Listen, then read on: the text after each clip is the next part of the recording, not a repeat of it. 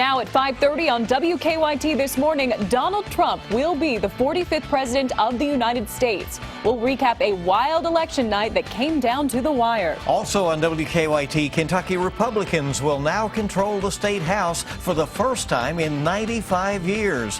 We'll see how the changeup will impact the Commonwealth. And U.S. Senator Rand Paul will have a second term in Washington. We'll hear what he and his challenger, Lexington Mayor Jim Gray, had to say after the results came in.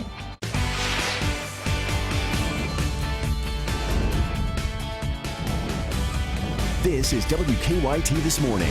Kentucky morning start right here on WKYT, including this one, the day after the election. Good morning, I'm Bill Bryant. And I'm Andrea Walker. It is Wednesday, November 9th, and it has been a very long night for all of us, for all of you, if you stayed up late to watch, but it's all over now. No doubt about it. That's right. We did have the breaking news overnight. Donald Trump has been elected the 45th president of the United States. The Associated Press called the race for Trump at around 2:30 this morning. Senate Majority Leader Mitch McConnell had this to say about Trump's win, quote, "After 8 years of the Obama administration, the American people have chosen a new direction for our nation." All the details about the Trump victory coming up in just a moment. We want to check weather here on this Wednesday as well, and there's a chilly feel out there. Oh, yeah. Good morning, Micah. Absolutely, guys. That front rolled through yesterday. There is a rain chance, or there was a rain chance overnight. Now that's moved on out, so only a couple of sprinkles left over in the mountains of southeastern Kentucky.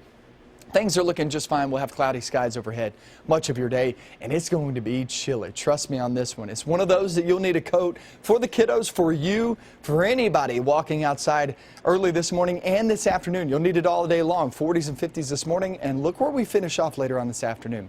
Upper 40s, lower 50s, so just some very, very chilly air. We're going to go over that, and we'll look towards your weekend because we get another shot of cold air, and believe it or not, we have temperatures lower than that for your highs toward this weekend. We're going to talk all about that coming up in a few minutes. Okay, we thank you very much. President-elect Trump made his victory speech about a couple of hours ago.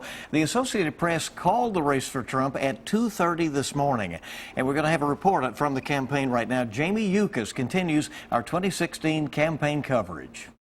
The President-elect of the United States of America, Donald Trump.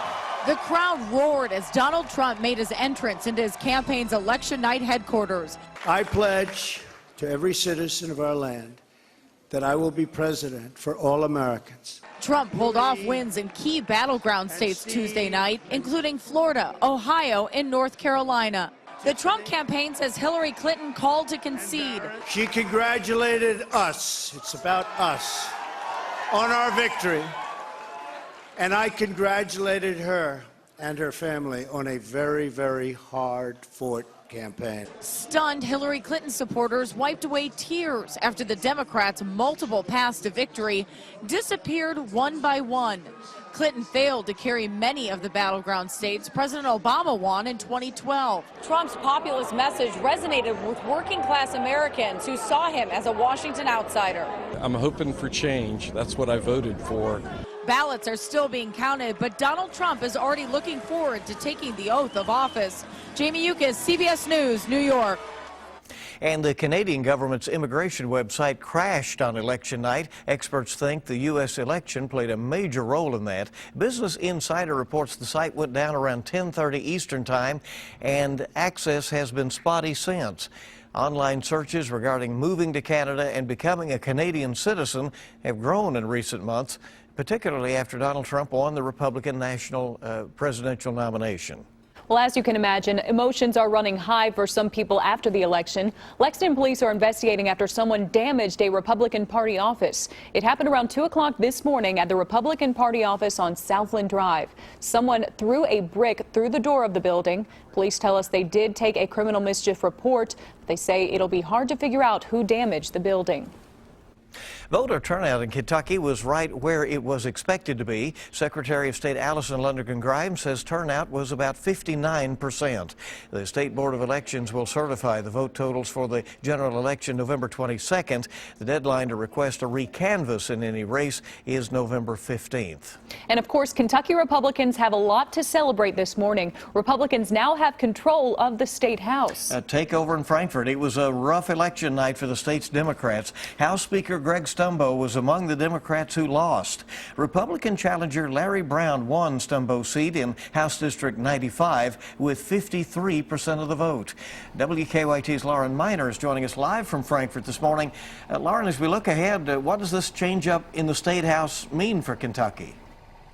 Well, even though he wasn't on the ballot, this is a big win for Governor Bevin. It was an unexpected and shocking loss for Kentucky State House Speaker Greg Stumbo. He was one of at least 16 who lost their seat in the House. Now, with the GOP taking control of the House, it gives Bevins the chance to continue pushing his policies in state government. This is the first time in nearly a century that the Republican Party has taken control of the House.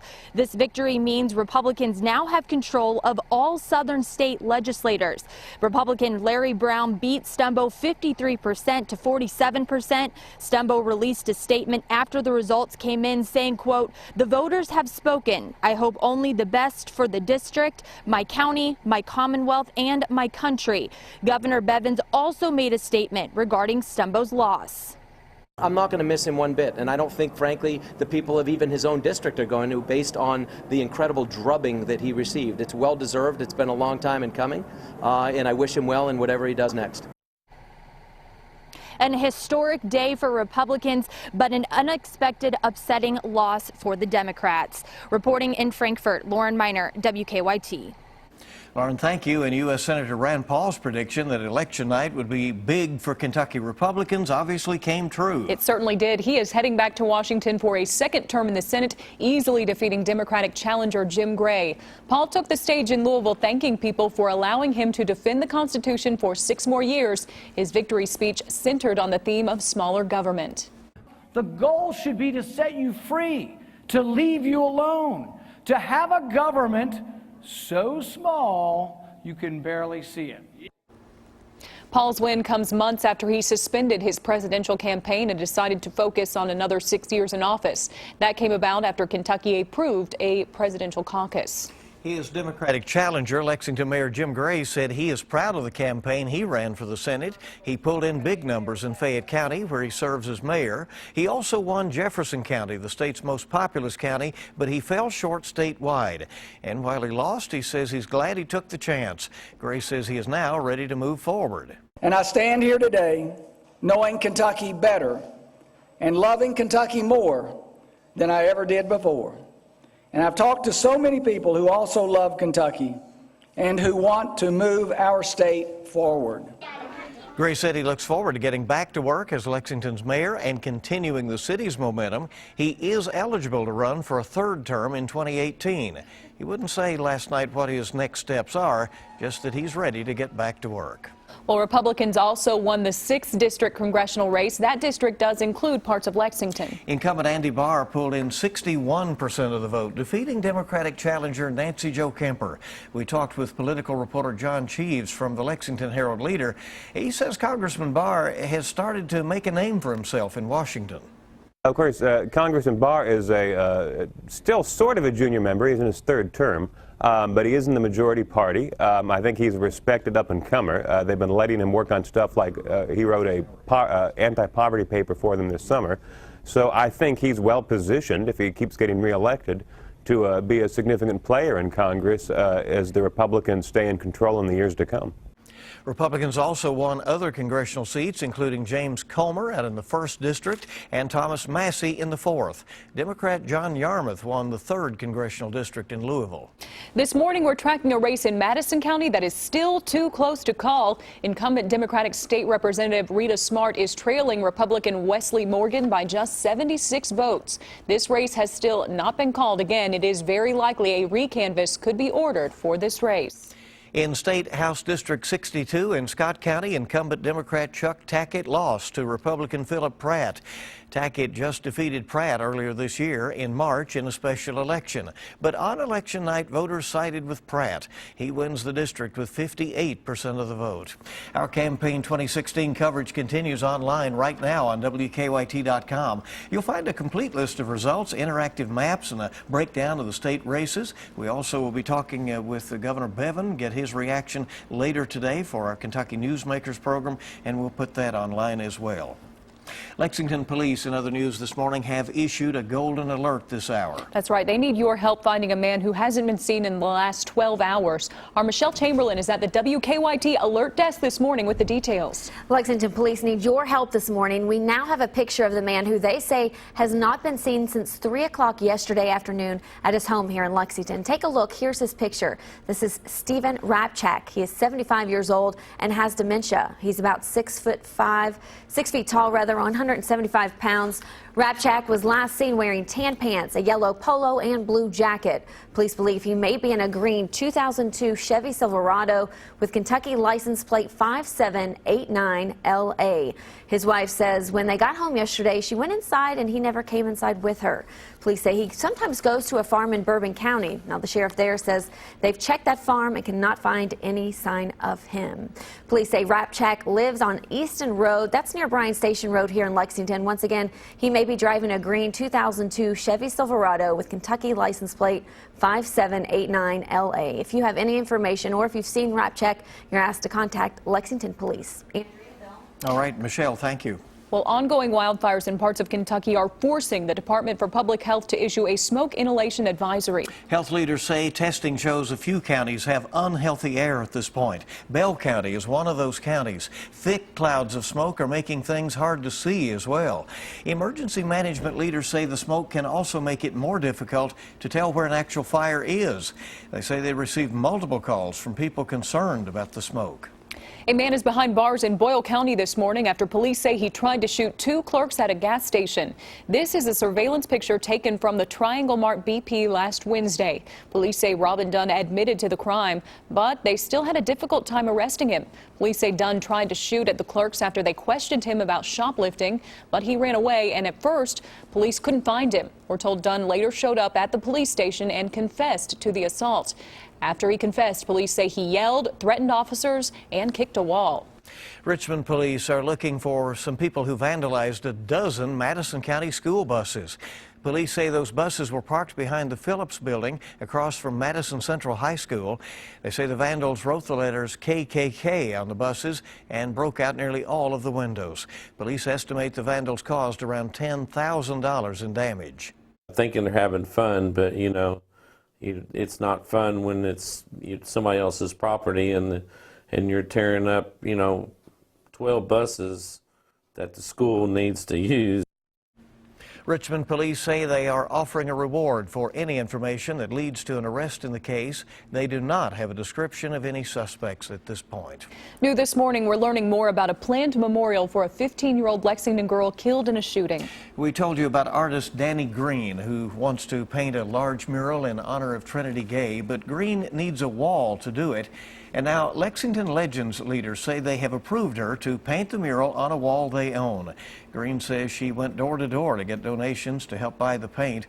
Green plans to start painting the mural today. It's expected to be about 25 feet high and at least 30 feet wide. 2 other artists will also be involved in creating that mural. Going to be obviously a labor of love for them.